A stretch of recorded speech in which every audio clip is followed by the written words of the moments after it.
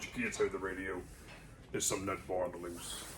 Oh hey, welcome to the Last Video Store. I'm your host, Bud Haddonfield, and today we're doing 1986's Night of the Creeps, starring Jason Lively, Jill Whitlow, and the always amazing Tom Atkins.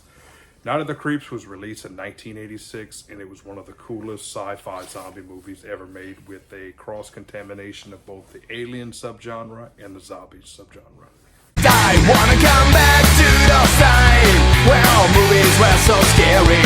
A blood red light, we're creatures of the night. I wanna come back to those times and kiss the pretty scream queen. I wanna come back to those nights, my horror night.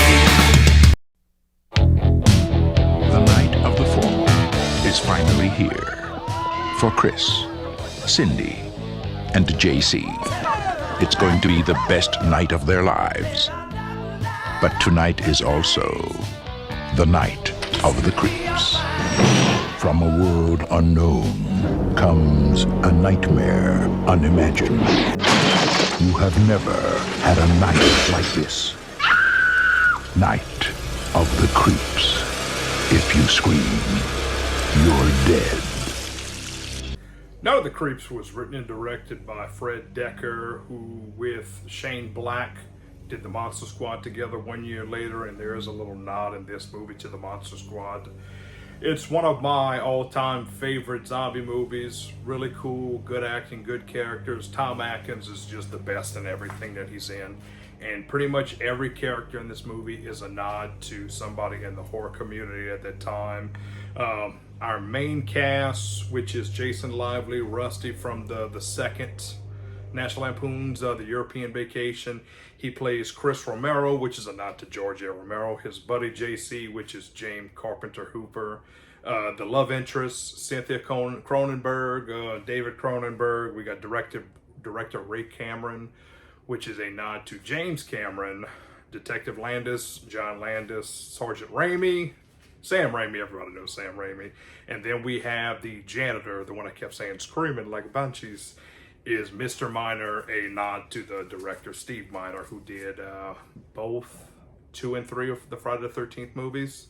The movie starts off in space with some little weird naked creatures running around looking like some deranged Cabbage Patch dolls, and you can tell something is up with one of them because his eye is all clear and the rest of them has black eyes.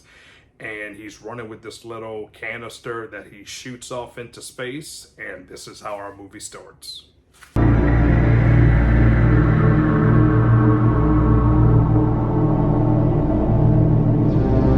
So the body of Johnny is all thought out. I guess he was there for research purposes, but I figured he would be in a more secured area, not at a college campus, maybe at like a military base or something. But I love this movie, so I'm not going to be splitting hairs with it. He awakes. JC and Chris run away scared, screaming like banshees.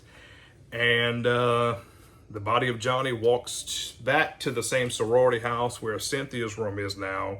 And he's all zombified out, but his head breaks open and all these little slugs came out. I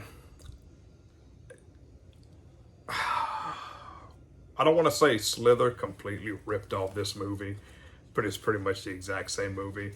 You got some slugs from outer space that hits Earth, and it gets into people's mouths especially, and turning them into zombies. It's a little bit more complex with the different creatures and whatnot, but the premise is there.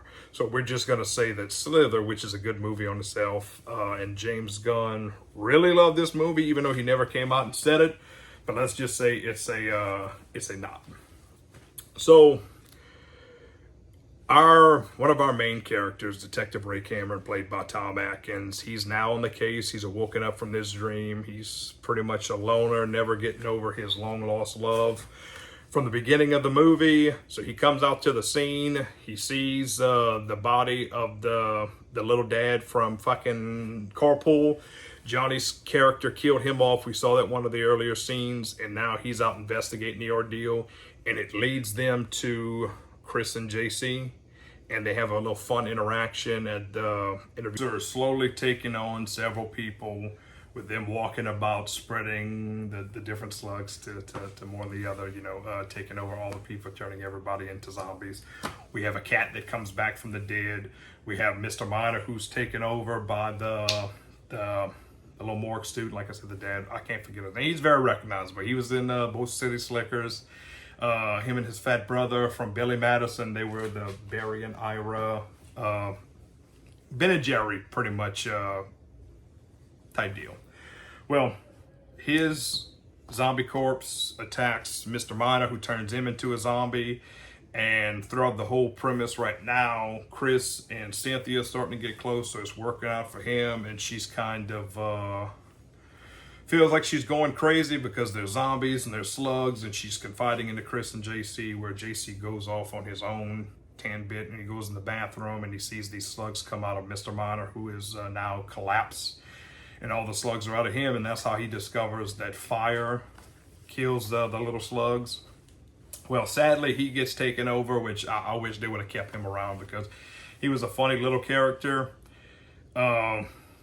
Detective Cameron confides in Chris that he tracked down the axe murderer from back in the day and killed him and bury him where the house mother's cottage is. And that's when the house mother started watching movies. I believe it's Plan 9 from Outer Space, and she hears noises from underneath her house. And the floorboard starts to bust open. Her dog gets spooked and is now the zombie corpse of the axe murderer from the beginning of the movie that the slugs had got to them. So that's a really cool scene. A audio recorder from JC where he pretty much tells him, yes, he is now dead. He walked for the first time by himself, and fire is the only thing that killed these slugs. And sadly, we get a scene. It's like I said, you could tell that they had a good, strong bond. Both of the characters was really cool. I wish JC would have made it throughout the rest of the movie. But now Chris and Detective Cameron goes get a flamethrower from Dick Miller himself, and they go off to the sorority house, and our main storyline, our climactic part hits. We get the cool line, hey, your dates are here. What's the bad news? They're dead. Detective Cameron goes out on a shooting spree, killing all these zombies. Cool zombie makeup is definitely climactic and cool and very badass. You can tell there's no cheesiness whatsoever with the bad cheesiness. There's good cheesiness because the effects are amazing. And Detective Cameron sacrifices himself and blows up all of the slugs so that everybody else can live on. And that's pretty much the end of the amazing movie. And if you haven't seen it, please check it out. The DVD is still in print. You can find this on Amazon. The movie is streaming on Amazon. You got to pay for it, like $5-10, but every once in a while you get a $4.99 deal where you can pay for it. It's definitely worth it. If you want the DVD, buy it. Like I said, it's still in print. A few years back, Scream Factory had put out a very beautiful Blu-ray. This movie's great. It's worth the money. Check it out. Out of 5 stars, I'm giving it 6 stars. That's how good it is. So please enjoy. I'm Bud Haddonfield. This was the last video store. We're wrapping up our May of the Dead series. We're going to try to do one more thing before the month ends and we go through Camp Carnage. And I hope you enjoy. Have a nice day. Watch out for slugs. Please like and subscribe.